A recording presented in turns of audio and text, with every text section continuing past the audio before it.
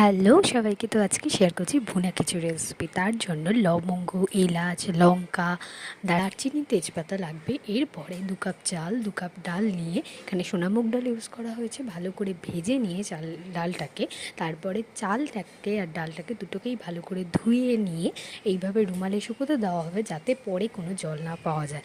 এরপরে ডালটাও ধুয়ে নেওয়া হলো।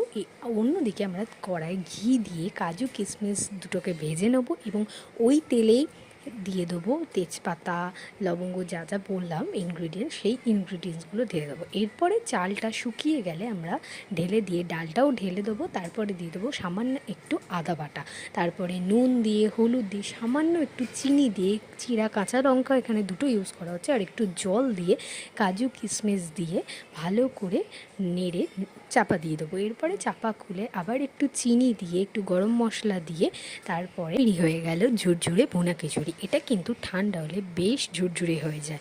তাহলে ভিডিওটা ভালো লাগলে লাইক, শেয়ার, সাবস্ক্রাইব, কমেন্ট ঝটপট করে ফেলবেন।